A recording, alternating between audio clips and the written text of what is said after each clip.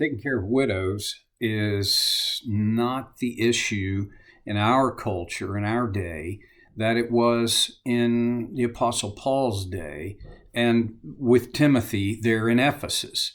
So the things that Paul writes to Timothy, which are very specific applications into caring for, on behalf of God's family, these widows who were in the midst of those who were counted in the church. Excuse me. And so we are going to, smartest thing I think we can do is draw application out of some principles that, although our culture doesn't, what's the word I want to use? We don't have a one-for-one correlation between their culture and our culture, but the principles remain intact. So let's look at, in verse 16, Paul writes, "If any woman who is a believer has widows in her care, she should continue to help them and not let the church be burdened with them, so that the church can help those widows who are really in need." Now, this is just a matter of practicality. There are finite resources on one level. I suppose I often read that resources are infinite. What the problem would be, we just don't have enough faith to access all of God's resources. And I would say that's probably true. But down here on the runway, there are other practicalities. And Paul is addressing one of those very important practicalities. The church has a certain amount of resources available for caring for widows. And the care of widows is an important enough task that Paul spends most of what we have as a chapter, 16 verses, although, again, reminding you, he didn't write in chapters. He didn't write in verses. He wrote in thoughts, just the way you and I do. But this is a significant amount of the whole aggregate of his thoughts that he passed on to Timothy that regard giving the appropriate care appropriately to widows in their midst. Well, here's the deal. In his society, in his culture, women, believers who were women, were the first line of care for widows. And there's when you look at the entire context of what he's saying here, there is part of this picture that involves families caring for widows within their own families. And that's sensible. That makes good sense. Pardon me. When a family cared for a widow in the extended family, the primary wheels on the runway caregiver was the woman of the house. It was the wife. So that the husband was the material and financial provider, but the wife was the one who did the primary. It's not a lot different than it would be in our culture today, except that there were no retirement homes, there were no nursing homes, there were no senior communities. When a widow who needed the support of her family, when this happened to her, when she was widowed and needed the support of her family, she only had her family to turn to. In virtually all cases, she then moved in with that family, became a part of the family. There were a lot of cases in which that was already the setting. She may have already been there in the home as part of the family. Well, Paul gives this very practical and kind of pointed instruction. If any woman who is a believer has widows in her care, well, there's possibility. You think about this, not in our culture, but in his culture. So the family in his culture consisted of your relatives, your aunts, possibly your great aunt, your mother, your grandmother. I suppose there could have been multiple widows that one family would care for in their home. And so Paul addresses a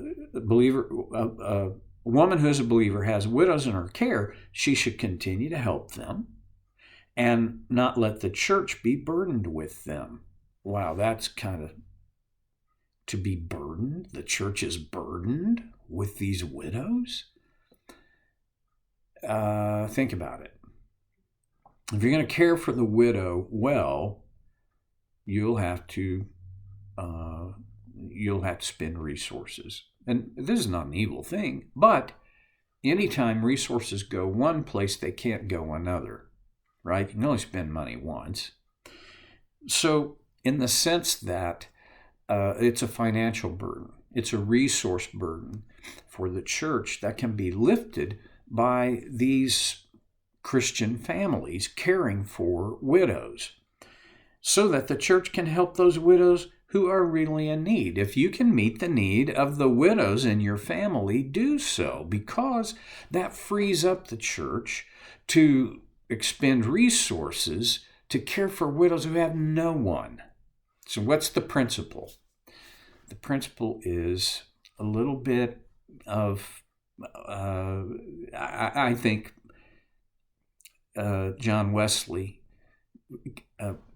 extrapolated the principle here when he said, do all the good you can to all the people you can with whatever resources you have.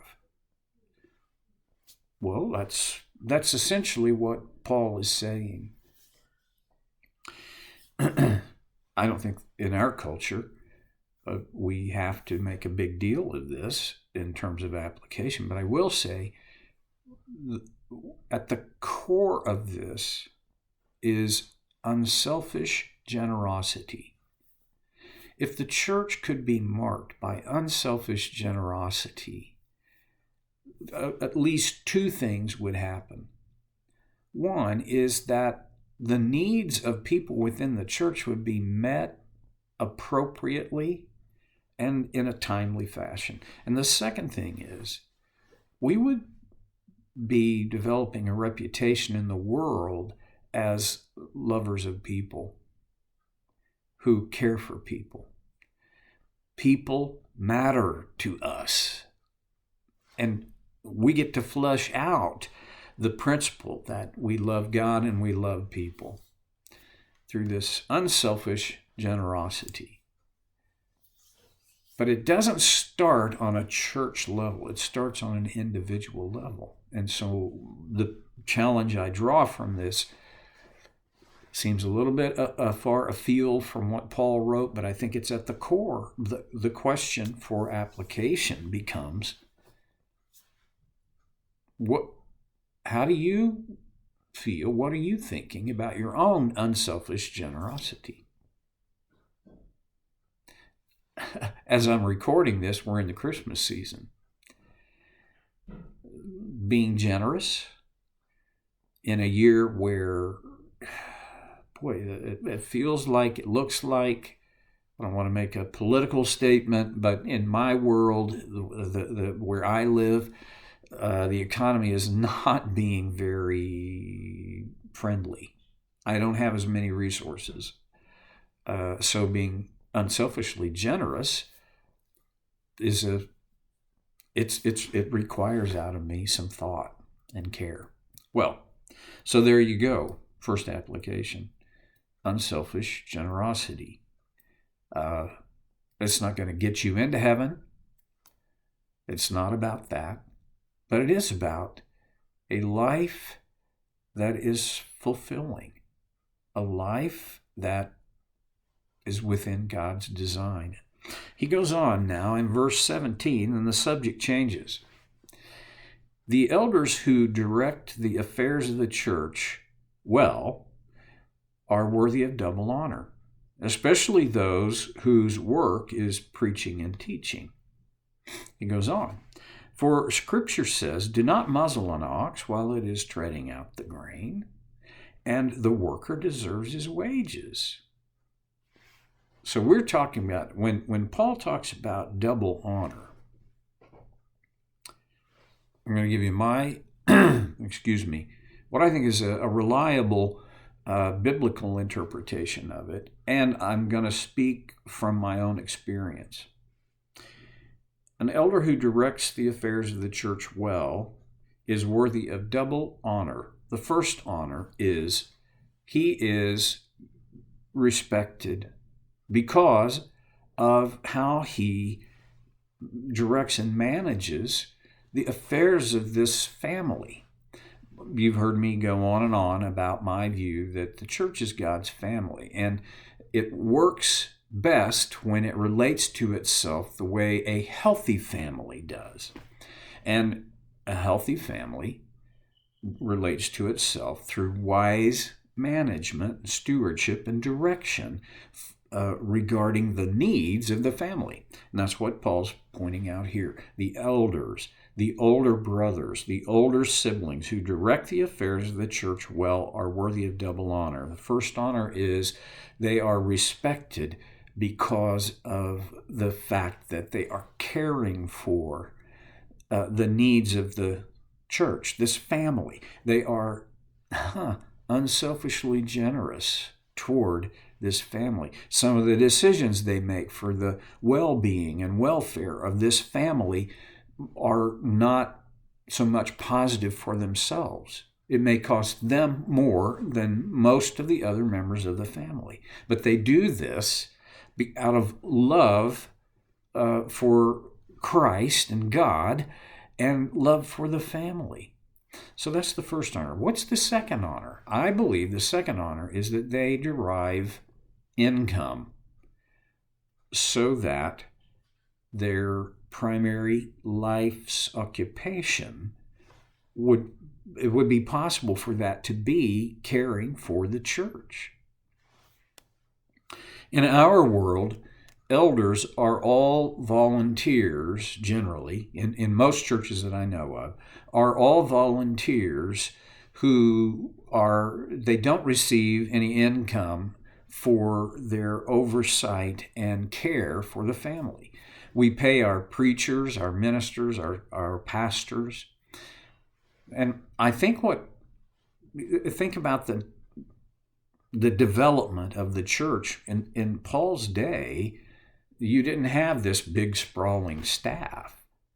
The church, and specifically where Paul was involved, the church was established by him and taught the foundation, the fundamentals of faith, generally taught by him or by a designee directly designated by him.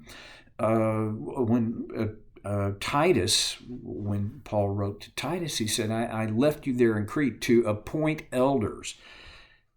Elders then would have been men who cared for the needs and health on all levels, I think, of the church family.